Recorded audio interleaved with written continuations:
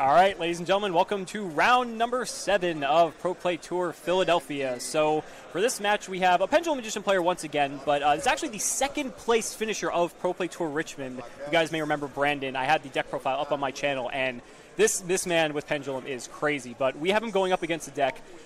This is the reason why we picked this feature match, honestly. I'm excited. Yeah, so it's actually going to be going up against Zombie. Both these players are X1, so do you remember what table they were at by chance? Previously, they were, I want to say, at table like 11. Okay, so yeah, but so both X1, both still in contention for top cut here. But yeah, I'm down to watch some Zombie. Oh, yeah. Matt's deck is incredibly interesting. Zombie routinely goes one of two ways. Either it is utilizing the incredibly powerful zombie cards like Shiranui Solitaire, Unizombie to set up powerful Orchest plays, or it's trying to lock you out with something like a Rivalry of Warlords and a Zombie World with Baylor Drock setups. And what's interesting about Matt's deck in particular that he was telling me prior to this is the fact that he's main decking 3 Super Poly, and Zombie World is a card. And Zombie World plus Super Poly means you can go ahead and Super Poly literally any board into Drago Nether. Drago Nether. That is a card that has haunted my nightmares since people were fringe playing Unizombie. Yeah, but Brandon's got a pretty good start. He had a Dragon Shrine sending Dark Worm and a Pot of Desires. So I think he's going to be in pretty good shape. We're going to really see if Matt can break through whatever board Brandon's going to be putting up here against him. But I'm really excited to see this. This should be pretty good. By the end of day 1, you will all be Pendulum Masters. So here we go. Going to go ahead and make that Electromite. Hopefully. Yes, there's Electromite. And now we're going to see Electromite send one of those cards to the extra deck. Let me see what he picks for here. So we've already seen the Dark Worm. I imagine you'd send, I don't know what type of Pendulum he's on. If he's playing the same build as he was playing in Richmond, he was playing the Endymions. So he was playing Master Endymion. Yeah, there's a little bit of glare on his extra deck, so we can't see, but I imagine whatever he sent is what he's going to add back. And it was a Servant. Yes. So Brandon's probably playing a very similar deck to what he was playing before. This is, despite having Pendulum on stream a couple of times, this is, I think, the first Servant one that's going to go off. Yeah, I mean, we did see a match previously where Servant did resolve, but, oh, God, Pendulum Call, that's a good one. Yeah, Brandon just has pretty much, Matt's seen enough. He's wow, already. Yeah, so that was like a minute in. I actually forgot to start the timer on my end here, but Matt was like, that's... Wow, that's a crazy game 1, Welcome to the format, ladies and gentlemen. If we see that again, Simo and I will get out there and dance for your enjoyment. Scooping up extremely early is something that Yu-Gi-Oh! Players routinely refuse to do, but is actually quite competitively viable. So there's the Zombie World. And there's Glow Up Bloom. Glow Up Bloom. Now, this is immediately reaching for it. So Glow Up Bloom does a couple of things. It's not glowable. No, it is. It's not bad, though. No, it's actually better in this particular deck. In this deck, yeah. But go on. So when you banish it, it does exactly that. And now this guy's on the board. Yeah, Doom King Balderok. Balderok is a house. Yes. He is maybe the most powerful main deck monster in Yu-Gi-Oh! This is the payoff for playing Zombie, for sure.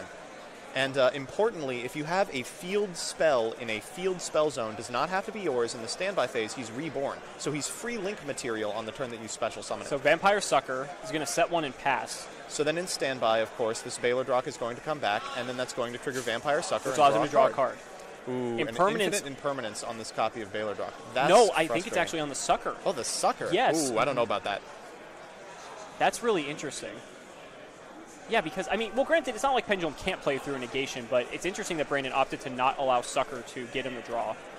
So, Baylor Drock, for those of you that don't know, does a couple of things. Of course, it self-reborns. When your opponent activates a monster effect, you are given the choice of... Whoa. Evenly matched. Well, we're keeping Baylor, I suppose. Yeah. You're given the choice of negating a zombie's effect or banishing, but it has to be a zombie's effect that's activated, which is why keeping that zombie world on board is so critical. Evenly matched put a quick end to that.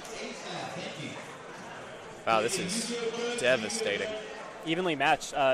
At Pro Play Richmond, Brandon did something similar against an Altergeist player in Top Cut. The Altergeist player went first, and Brandon just evenly matched him, and that was the game, basically. Wow. Yeah. I really, really hope that set card was not Rivalry of Warlords, because then I'll feel really bad. Yeah. The entire lock just to lose it to evenly matched.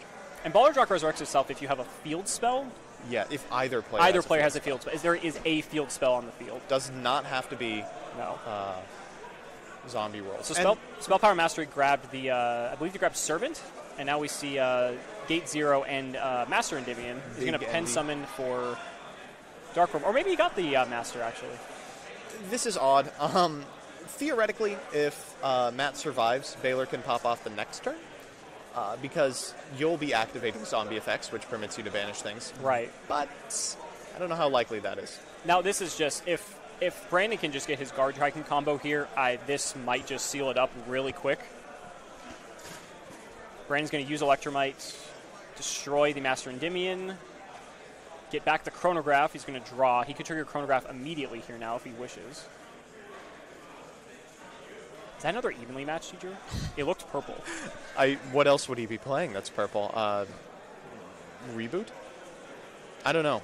If you're in... Or Imperm. I guess he's playing Imperm. Yeah, sure. Ooh, and He a pass. passed. Ooh, Wow. maybe we will get a game out of this. Okay.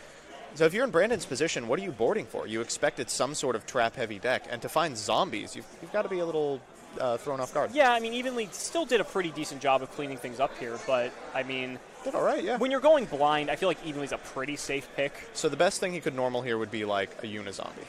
That's Blow okay. Up Bloom. That's not bad either. Ooh, Link summoning another sucker here. Such a powerful Link, too. Oh, yeah. Oh. Ooh. What is that? Is that the Vendread? Whoa. Link? Oh, I'm going to have to look it up. I think that's the Vendread Link. Do we have... I didn't even know it was legal. I'll be the first to say it. I believe that's...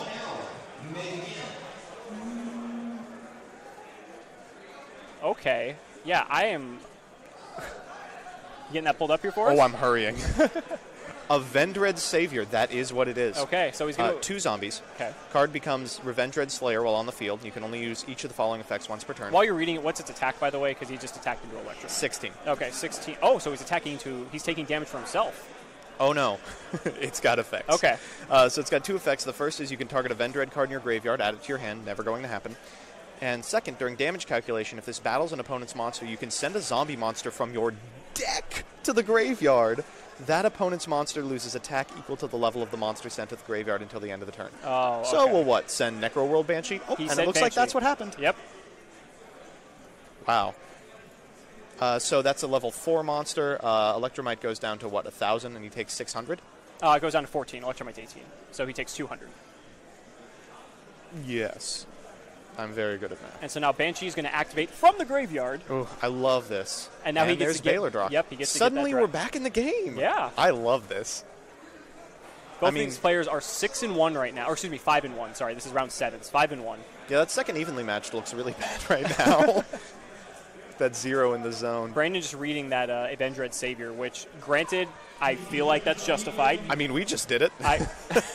That's the first time I've probably seen that card played ever. Yeah. Wow. Like you said, you didn't even realize it was legal. No. I didn't either. I was like, Vendreads. Oh, the Dual Links deck. Yeah. Okay, so we see a scale for Chronograph. Sure. That's a high. So he has scales. It's still Pendulum. You can still just Pendulum. Does Vendread give him an arrow? Vendread does not. It's down, left, down, right. Okay. So he's only going to get one monster to pen summon here. Well, from the extra deck. That's a good one. That's a good one. So he's going to go ahead, summon Endymion, Mighty Master of Magic, attack over Ballard's Rock. Ooh, and there's Fraulein. Oh my god, Vampire Fraulein. Vampire Fraulein is incredible. So, Vampire Fraulein activates, but her effect doesn't activate in the damage step, which means that Baylor Drock does get to trigger off of it. She has an effect on board that activates in the damage step and gives a monster attack or defense based on an amount of life points you play. And he'll scoop it up! Scooped. We're going to game 3. Wow, who would have thought a Vendread savior was going to be the savior of that savior match. of this match. All right, you're not getting the dance party. Sorry, fellas. Oh, man. This is a treat. Oh, a little wishful thinking there. I feel like I always like to root for the underdog, just in any format. Doesn't matter what it is. Zombie makes day 2 incredibly possible. This is an X1 match. This is an X1 match, so both these players are both in contention. Servatum and Endymion starting the turn with a spell. Oh, that is so good. Exceptional opening. Yes, so now we have the 2 counters on the Endymion to start things off here. One from the activation of Mastery, and then one from the effect of it.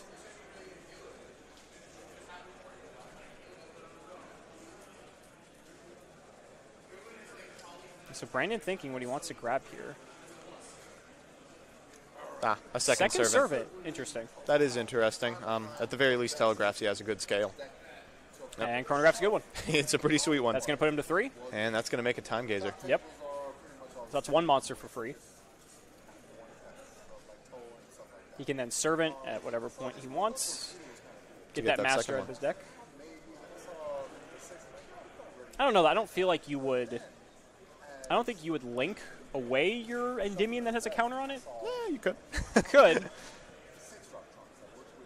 You can link me. away the servant. Oh, he's Yeah. going to go Jackal King. Okay. Ooh, that's good interesting. because now he's protecting Also himself from hand smart. traps. Yeah, protecting himself from hand traps and protecting himself from, the inevitable Drock.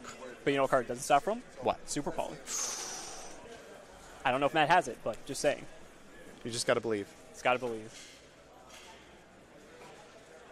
All right, so we got another scale of Servant here. That's going to put 3 counters on the Jackal King. And here comes the Electromite. Yes.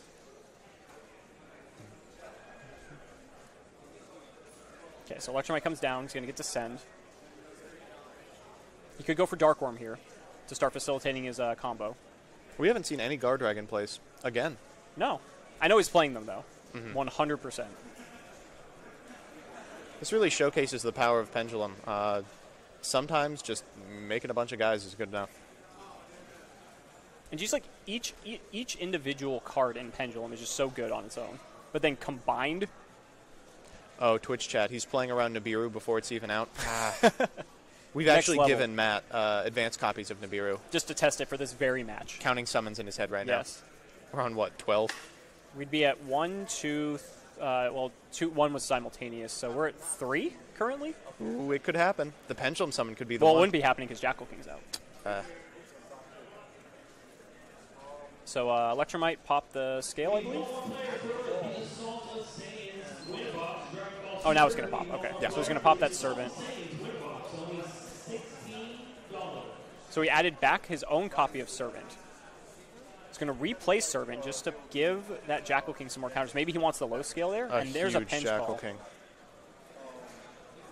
Tons of counters coming down here. Getting a second dice to accommodate him. I need a D20 for this. Does the Pendulum summon count as one whole summon for Nibiru? Yes, it does. It is like Max C. Even if your opponent summons 5 monsters, it's only considered 1 summon since it's simultaneous. So Dragon Pit now, that Jackal King has like 9 counters on it. Ooh, wait. Chat seems to think we're wrong. Nibiru counts monsters, not summons. Oh, it does. Eh. Does it? Okay. We'll worry about that in 2 months. Yeah. Right now I'm worried about Electromite. Right now I'm worried to see how this Pendulum Summon's going to go out here. So a Harmonizing and a Dark Worm. So Dark Worm's going to net him the plus and Harmonizing as well. And I assume we'll be seeing Guard Dragon Oh, we're momentarily. going to be seeing Guard Dragon for sure. Matt's still... Look at Matt's face. Like, he's so focused into this right now. He looks focused, but, I mean, his nonverbals were pretty clear game 1 that he was out. I'm not really seeing that. Well, I was going to say his nonverbals this game indicate to me something different. I feel like the fact that he's like slouching forward like that, it's not like a I've given up type of position. Yeah. Okay, so here comes the LP. It's going to link comes the off triple into Triple burst. Burst. Now we're going to get the LP. Now we can see the Guard Dragon shenanigans. And is that Vortex, I expect? Oh! No, it's another Dark Worm. Okay. Vortex will be on Agripin. Agripin. Yeah. Ahead of myself here. Yeah, now we're going to see Vortex. Yeah. Now we're going to see the Spheres. So what do we have to get over this game? Oh, just this? Spheres, Vortex, and Jackal King with 5,000 negates. All right. That's fine. Even though it's once per turn. Does Super Poly out? Oh, and a Dweller. And a Dweller. Excellent. Well, Dweller is actually terrible. That is miserable. Notably, Necroworld Banshee's effect works from anywhere, so it doesn't necessarily have to activate in the graveyard. Wow, and that's going to do it. Again, just showcasing why Pendulum is just so strong. I mean, being able to just pump out a board of no graveyard access, infinite effect negations for monsters. Yep. You have a bounce anything. You have a Vortex Dragon that negates anything. He could have gone more, too. He could have had, like, Dawn Dragster on that field. Continuing to, they're one Destrudo away at any given time. Yeah, but the thing is, Matt is still X2 now. Still in contention. If he wins his next round, he will... I can't say guarantee, but he should have a very, very good chance of making it to day 2, especially with Brandon being one of his tiebreakers. Yeah, these losses were very late for this player. Yes. And eating your last loss in the round before the go round is exceptionally good for players looking to advance. Absolutely. If you're going to lose at any point in a tournament, you want to lose like right before it like Swiss ends. A non-zero possibility we have like Musket Zombie in top 16. That'd be a match. Oh, it'd be People would be fantastic. waking up early to watch that. I'd be waking up early. Yeah. It would so wake me up. You're going to wake up early anyway because you're going to be here. Yes.